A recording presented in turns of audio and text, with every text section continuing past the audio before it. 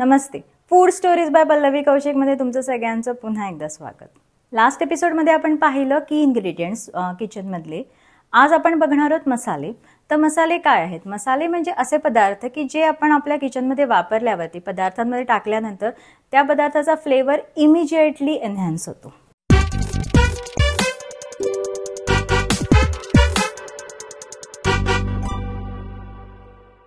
आपण आपल्या इंडियन जेवणामध्ये ना खूप साऱ्या मसाल्यांचा वापर करणं प्रेफर करतो.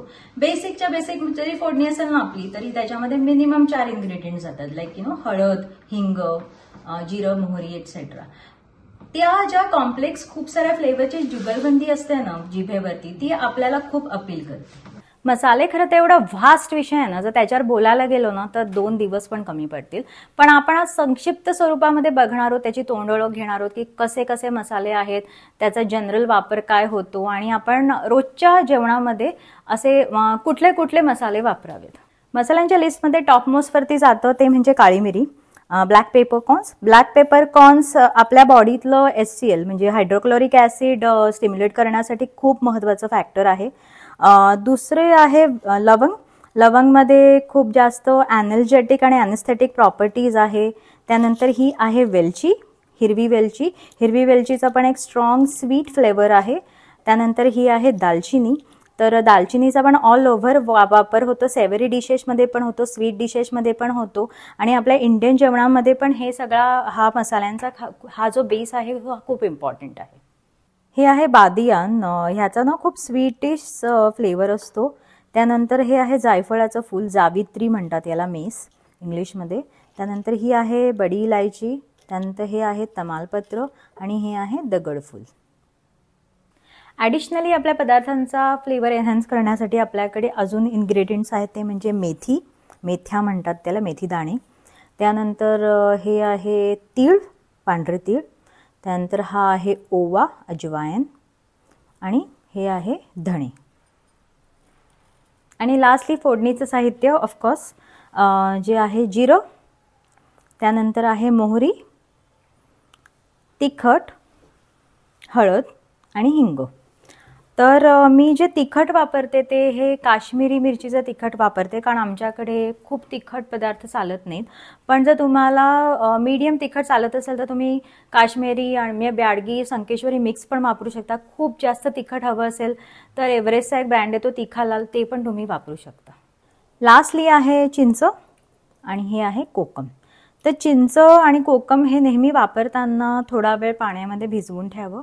त्याचा कोळ चांगला निघतो आणि त्याच्यामध्ये काही वेस्टेज पण होत नाही. आपण आता रॉ मसाले किंवा खडे मसाले बघितले. तर आपण आपल्या इंडियन किचनमध्ये ना तर ह्याच्याबरोबर कसं काम करतो तर टेम्परिंग टेक्निकने. तर टेम्परिंग टेक्निक काय आहे की आपण त्याला रोस्ट करतो आयदर घी बरोबर किंवा ऑइल बरोबर, आणि जेणेकरून त्याला हीट ट्रीटमेंटने त्याच्यामधले जे इसेन्शियल ऑइल्स असतात ते रिलीज होतात आणि आपला जो फ्लेवर आहे मसाल्याचा तो अजून एनहान्स होतो. आता आपण येऊया ग्राउंड मसाल्यांवरती. तर ग्राउंड मसाले काय आहेत की पावडर्ड फॉर्मचे मसाले. पावडर्ड मसाले किंवा ग्राउंड मसाल्यांमध्ये सगळ्यात टॉपला एक मसाला येतो ते म्हणजे गरम मसाला. तर गरम मसाल्यांमधले हे मेन इन्ग्रेडियंट्स आहेत. तर दालचिनी, मिरं, धणे, जिरे, वेलची आणि लवंग. प्रत्येक घराची एक गरम मसाल्याची थोडीफार वेगवेगळी रेसिपी असते. ॲडिशनली कोणी कोणी त्यामध्ये अजून जायफळ टाकतात, त्यानंतर बडी इलायची टाकतात, त्याच्यानंतर सॉफ्ट पण टाकतात. पण मेन हे फाउंडेशन एलिमेंट्स असल्याशिवाय गरम मसाला होऊ शकत नाही. गरम मसाला हा नावाप्रमाणे प्रकृतीला गरम असतो, त्यामुळे बरेचसे लोक रोजच्या जेवणामध्ये त्याचा वापर करणं थोडंसं अवॉइड करतात. म्हणून ॲडिशनली गोडा मसाला हा पण खूप फेमस आहे. तर गोडा मसाल्यामध्ये हे जे इन्ग्रेडियंट्स येतात त्याच्याबरोबरीने ह्याचे जे धण्या जिऱ्याचं प्रमाण थोडंसं वाढवतात आणि त्यामध्ये ॲडिशनली सुकं खोबरं टाकतात. तर थोडासा माइल्डर व्हर्जन ऑफ गरम मसाला हा गोडा मसाला असतो. हा आहे गरम मसाला. प्रत्येक घरची एक वेगळी रेसिपी असू शकते प्रपोर्शन प्रमाणे. त्यानंतर हा आहे गोडा मसाला. भरपूर लोक याला काळा मसाला पण म्हणतो कारण हा काळपट रंगाने थोडासा दिसतो. आणि हा आहे कांदा लसूण मसाला. वेस्टर्न घाटमध्ये आणि सातारा कोल्हापूर रिजनमध्ये हा त्यांच्या जेवणातली एक प्रमुख इन्ग्रेडियंट आहे. या मसाल्यांच्या व्यतिरिक्त खानदेश रिजनमध्ये म्हणजे अप्पर महाराष्ट्र जो आपला आहे, नाशिक, धुळे, जळगाव साईड, त्यांच्यामध्ये खानदेशी मसाला आहे. तर त्याच्यानंतर पुढे नागपूर साईडला गेल्यावर सावजी मसाला आहे. तर प्रत्येक ठिकाणच्या लोकल रिजनप्रमाणे पण थोडे थोडे मसाल्यांची जी रेसिपी आहे ती बदलते. आपण जेव्हा घरी जेवण बनवतो तर प्रत्येक वेळेला फ्रेशली मसाले करणं आपल्याला काही जमत नाही. तर आपण बऱ्याच वेळेला पॅकेट मसाले वापरतो. तर पॅकेट मसाल्यांमध्ये माझं रेकमेंडेशन काय आहे, ट्राईड अँड टेस्टेड मसाले मी तुम्हाला 100% सांगेन, हे तुम्ही वापरून बघा. तर तुमचा जेवणाची जे फ्लेवर आहे ते नक्की बदलेल. तर आपण, आणि हे पेड प्रमोशन अजिबात नाहीये, हे मसाले मी स्वतः घरी वापरते म्हणून मी तुम्हाला सांगते. जर आपल्याला महाराष्ट्रीयन जेवण बनवायचं असेल तर माझं रेकमेंडेशन जातं प्रकाश मसाल्यांना. तर प्रकाशची मसाल्यांची सगळीच रेंज खूप सुंदर आहे. मसूर आहे, शेवभाजी आहे, वराडी, सोलापुरी, त्यानंतर कोल्हापुरी, नॉनव्हेजवाले, असे खूप सारे मसाल्यांची रेंज आहे. फक्त एवढंच सांगेन की थोडेसे तिखट असतात, त्यामुळे वापरताना थोडीशी काळजी घ्यावी, थोडासा अंदाजानेच गोष्टी वापराव्यात, पण खूप सुंदर लागतात. पुण्यामध्ये तर वाईडली अवेलेबल आहे मला वाटतं, आणि ॲमेझॉनवरती पण आहेत. महाराष्ट्रीयन पदार्थांशिवाय आपण बऱ्याच अदरवाईज पण बऱ्याच गोष्टी घरी करत असतो. तर त्याच्यामधली एव्हरेस्टची रेंज खूप चांगली आहे. मी तुम्हाला 2 मसाले तर नक्की सांगेन की हे तुम्ही घरी ठेवा, ते म्हणजे रॉयल गरम मसाला आणि शाही बिर्याणी मसाला. शाही बिर्याणी मसाला हा असा मॅजिकल मसाला आहे की साध्या तुम्ही खिचडीमध्ये किंवा साध्या छोट्याशा पुलाव किंवा आपण करतो त्यामध्ये थोडासा जरी टाकता ना तरी त्याची चव खूप एनहान्स होते. त्यानंतर रॉयल गरम मसाला पण असाच एक सुंदर मसाला आहे. तर एव्हरेस्टची ही रेंज तुम्ही नक्की ट्राय करा. पावभाजी आणि छोले मसाले जे आहेत एव्हरेस्टचे ते तर ट्राईड अँड टेस्टेड आहेत, ते खूप लोकांना ऑलरेडी माहिती आहे. ह्याच्या व्यतिरिक्त जर तुम्हाला साऊथ इंडियन पदार्थ करायचा असेल तर MTR ब्रँडच वापरावा. एव्हरेस्टकडे जाऊ नये. लोकल ब्रँड त्या पदार्थांचे कायम हिट करतात आणि खूप छान वागतात.